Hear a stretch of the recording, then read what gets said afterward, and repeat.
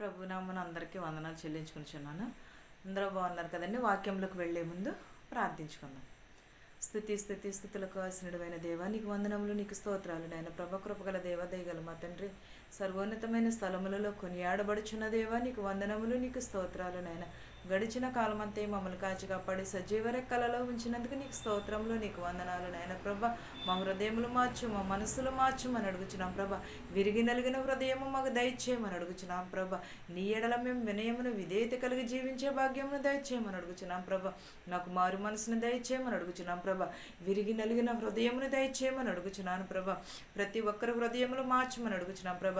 వినిచిన వారికి, చూచుచున్న వారికి ప్రతి ఒక్కరికి మారు మనసు దయచేయమని నా ప్రార్థనను నీ పాద సన్నిధి చేర్చుకోమని అడుగుచున్నాను తండ్రి. ఆమేన్.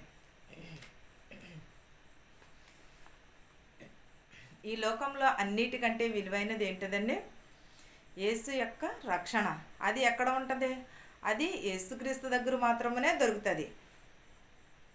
మనం ఎంత వెతికినా కూడా డబ్బెట్టు కొనలేనిది ఏదైనా కూడా డబ్బెట్టు కొనచ్చు. కానీ రక్షణ అనేది యేసుక్రీస్తు వారి దగ్గర మాత్రమే దొరుకుతుంది. యేసుక్రీస్తు వారి మనకు మారు మనసు అనేది కూడా బైబిల్లో మాత్రమే కనిపిస్తుంది. మన హృదయంలో ఉంటుంది అది మారు మనసు అనేది. బైబిల్ చదివితే అర్థమవుతుంది. బైబిల్ చదవకుండా మనము ఎలా పడితే అలాగే నాకు మారు మనసు కావాలి, నాకు రక్షణ ఇవ్వు ప్రభువా అంటే ఎలా వస్తుంది? రాదు కదా. అలాగే మనము దేవుని ఎడల మనము వినయమును విధేయతను కలిగి ఉండాలి. మనం దేవుని మీద నమ్మకమును కలిగి ఉండాలి. నమ్మకము కలిగి ఉంటే సమస్తమును కూడా సాధ్యమవుతుంది. మార్కు సువార్త 9:23 చూద్దామండి. అందుకు యేసు, నమ్ముట నీ వల్లనైతే నమ్మవానికి సమస్తమును కూడా సాధ్యమే అని అతనితో చెప్పాను. ఎవరితో చెప్పానండి? నమ్మిన వారికి ప్రతీదీని కూడా సాధ్యమని చెప్పుచున్నాడు. నమ్ము వారికి సమస్తమును కూడా సాధ్యమే. నమ్ముట నీ వలనైతే నమ్మిన ప్రతి ఒక్కరిని కూడా సాధ్యమవుతుంది. మనము నమ్ముచున్నాము, కానీ ఎలా నమ్ముచున్నాము? అపనమ్మకముగా నమ్ముచున్నామా, లేకపోతే మూఢనమ్మకముతో నమ్ముచున్నామా? విశ్వాసముతో, సహనముతో, దేవుని మీద నమ్మకముతో మనము ఉండాలి ఎప్పుడునూ కూడా. అంతేగాని దేవుని ఎడల మనము నమ్మకాన్ని కోల్పోకూడదు. మనకి ఎన్నో చేస్తాడు దేవుడు, కానీ అవన్నీ మేళ్ళనన్నిటిని కూడా మర్చిపోతాము. మనము భయపడకూడదు. నేను మిమ్ములను మీ పిల్లలను పోషించేదను. మనుషుల ప్రేమ వ్యర్థము, పరిస్థితులను బట్టి మారిపోతుంది మనుషుల ప్రేమ. కానీ దేవుని ప్రేమ అయితే పరిస్థితులను బట్టే మన దగ్గరకు చేరిపోతుంది. దేవుని ప్రేమ అయితే, మనుషుల ప్రేమ అయితే ఏమైపోతుంది? పరిస్థితులను బట్టి మారిపోతూ ఉంటుంది. కానీ మనం అలా చేయకూడదు కదా. దేవుని ఎడల నమ్మకమును కలిగి ఉండాలి. మన పరిస్థితులను మార్చేదే దేవుని ప్రేమ. దేవుని ప్రేమను బట్టి మనం విశ్వాసం ఉంచుకోవాలి. దేవుని మీద మనము నమ్మకమును ఉంచుకోవాలి. మనకి దేవుడు మనలను, మన పిల్లలను పోషిస్తానని చెప్పుచున్నాడు. అలాంటినప్పుడు దేవుని ఎడల మనం ఎంత నమ్మకమును కలిగి ఉండాలి? మార్కు సువార్త 11:22 చూద్దామండి ఒకసారి. అందుకు యేసు వారితో ఇట్లా, నేను మీరును దేవుని యందు విశ్వాసం ఉంచుడు. ఎలాగా? దేవుని యందు మనము విశ్వాసము ఉంచాలి. దేవుని యందు మనం విశ్వాసం ఉంటే మనకి సమస్తమును సాధ్యమవుతుంది. దేవుని యందు విశ్వాసం ఉంచి దేవుడి పట్ల మనకు గొప్ప కార్యములు చేస్తాడు. మన గొప్ప కార్యములు మన ఎడల చేయబోతున్నాడు. నేను నీ పట్ల గొప్ప కార్యములు చేయబోతున్నాను చెప్పుచున్నాడు. పెద్ద ప్రణాళికను కలిగి ఉన్నాడు మన పట్ల దేవుడు. తగిన సమయంలో మనలను హెచ్చిస్తాడు. వాటి కొరకు ఎదురు చూడాలి. అంతేగాని మనుషుల ప్రేమ కొరకు మాత్రం ఎంత మాత్రమును కూడా మనం ఎదురు చూడకూడదు. ఓపికతో దేవుడిచ్చే మేళ్ల కోసం మనము ఓపికతో మనము ఎదురు చూడాలి. ఓపిక, విశ్వాసము, విలువలను కలిగి మనము చూడాలి తప్ప కానీ మనము నిరీక్షణ కోల్పోకూడదు, నమ్మకమును కోల్పోకూడదు. దేవుని ఎడల మనము ఎప్పుడును కూడా విశ్వాసంతో ముందుకు చూడాలి. అంతేగాని మనము భయపడుతూ మనము వెనక్కి చూస్తే ఏముంటే మనకు భయం తప్ప ఏది కూడా ఉండదు. మనము ఎప్పుడునూ కూడా దేవుని ఎడల విశ్వాసమును కలిగి ఉండాలి, నిరీక్షణ కలిగి ఉండాలి మనం ఎప్పుడునూ కూడా. అంతేగాని నిరీక్షణను ఎప్పుడునూ కూడా దేవుని ఎడల మనము కోల్పోకూడదు. యోబు చూసారా ఎంత నిరీక్షణ కలిగి ఉన్నాడు? ఎంతమంది బిడ్డలను కని ఉన్నాడు? చాలామంది బిడ్డల్ని, బంధువుల్ని, మిత్రుల్ని అందరినీ కూడా కోల్పోయాడు. కానీ నిరీక్షణ కలిగి ఉన్నాడు దేవుని ఎడల. కనుక దేవుడు ఏం చేశాడు? అంతకంతకు ఎక్కువ ఆశీర్వాదములు ఇచ్చాడు. అలాగే మనల్ని కూడా దేవుడు ఆశీర్వదించబోతున్నాడు. కాబట్టి మనము నిరీక్షణను కోల్పోకూడదు. ఆదికాండము 39:5 చూద్దామండి. యెహోవా ఆశీర్వాదములు ఇంటిలోనేమి పొలములోనేమి అతనికి కలిగిన సమస్తముల మీదను ఉండెను. ఎలాగండి? మన ఇంటిలోనే మనకు కలిగిన సమస్తము మీద ఉన్నాయి. కానీ దేవుడిచ్చిన ఆశీర్వాదములు మనము పొందుకునేవారుగా ఉండాలి. మన జీవితంలో ఎన్నో ఎదురు దెబ్బలు తగులుతూ ఉంటాయి, ఎన్నో చూస్తూ ఉంటాము, ఎన్నో ఆటుపోటులు అవమానాలు ఎదురవుతూ ఉంటాయి. కానీ ఏనాడును కూడా దేవుని ఎడల మనము నమ్మకమును కోల్పోకూడదు, మనము నిరీక్షణను కోల్పోకూడదు దేవుని ఎడల. ఎందుకంటే మనకి సమస్తమును కూడా దేవుడే చేస్తాడు.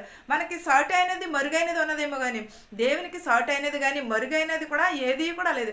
సమస్తమును కూడా దేవునికి సాధ్యము. నీ ఎడల నా ఎడల దేవుడు గొప్ప కార్యము చేయబోతున్నాడు. మన మందుని బట్టి అయినా సరే నిరీక్షణను కలిగి ఉండాలి.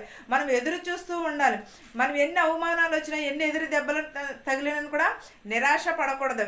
ఎవరిని కూడా నిందించకూడదు, ఎవరిని కూడా మనము తప్పు పట్టకూడదు, ఎవరిని కూడా మనము త్రుంచివేయకూడదు. ఏమో ఎవరి మనసులో ఏముందో ఎవరికి తెలుసు?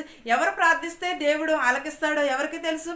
దేవుడు మన ఎడల ఎన్నో కార్యములు ఎన్నో జరగబోచున్నవి. వాటి కోసము మనం ఎదురు చూడాలి.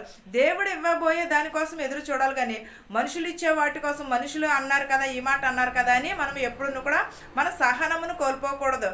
ఎప్పుడూ కూడా దేవుడు నీకు నాకును కూడా సహనము చాలా ఇచ్చాడు. కానీ మనం దానిని ఏం చేస్తామంటే కోల్పోతూ ఉంటాము. మనం ఎప్పుడూ కూడా దేవుని ఎడల మనము నిరీక్షణ కలిగి ఉండాలి. ఎందుకంటే దేవుడు మనలను తల ఎత్తుకునేలాగా చేస్తాడు. ఎందుకంటే అవమానాలు ఇవన్నీ కూడా ఎదుర్కొన్న తర్వాత దేవుడు మనలను తల ఎత్తుకునేలా చేస్తాడు, ధైర్యం ఇస్తాడు, మన గెలుపును చూస్తాడు, నమ్మకమును దేవుడు మనకు నీకును నాకును కూడా ఇస్తాడు. అందరికీ కూడా గర్వపడేలాగా దేవుడు మనకు మేలులు ఇస్తాడు. అది ఎప్పుడో తెలుసా? దేవుని ఎడల నమ్మకమును కలిగి ఉన్నప్పుడు, దేవుడు మనలను దీవించాలనుకున్నప్పుడు, దేవుని దీవెనలు మనకున్నప్పుడు, దేవుని ఆశీర్వాదములు మనతో ఉన్నప్పుడు ఎప్పుడునూ కూడా మనల్ని దేవుడు హెచ్చించాలని చూస్తాడు. కానీ తలగా చేస్తానని అన్నాడు, కానీ దేవుడు తోకగా చేస్తానని చెప్పలేదు కదా. మన కుటుంబంలోని ఎప్పుడైనా సరే ఎన్ని శోధనలు వచ్చినా ఏమొచ్చినా సరే మనము ప్రార్థనా జీవితమును మర్చిపోకూడదు. మన ప్రార్థనను కూడా ఎప్పుడు కూడా విడిచిపెట్టకూడదు. మనకేవో శోధనలు వస్తాయి, ఎన్నో వేదనలు వస్తాయి, కానీ మన ప్రార్థన జీవితం కోల్పోకూడదు. నమ్ముట నీ వలనైతే నమ్మువానికి సమస్తమును సాధ్యమని చెప్పాడు. ఎందువలన మనకి దేవుని ఎడల నమ్మకమును నిరీక్షణను ఎప్పుడును కూడా కోల్పోకూడదు. ఈ వాక్యమును మీకును మాకును మనందరికీ తోడయ్యుండును గాక. ప్రార్థించుకుందాం. స్తుతుల పైన ఆశీనుడైన దేవానికి స్తోత్రములు నాయన ప్రభ. సర్వోన్నతమైన స్థలములలో కొనియాడబడుచున్న దేవా నీకు వందనములు నాయన ప్రభ. మా శత్రువుని మిత్రువుని దీవించమని అడుగుచున్నాం ప్రభ. ధనుకులనేమి భేదాలనేమి దీవించమని అడుగుచున్నాను ప్రభ. ప్రతి ఒక్కరి కుటుంబంలో శాంతిని సమాధానమును దయచేయమని అడుగుచున్నాం ప్రభ. నీ కనికరమును దయచేయమని అడుగుచున్నాను ప్రభ.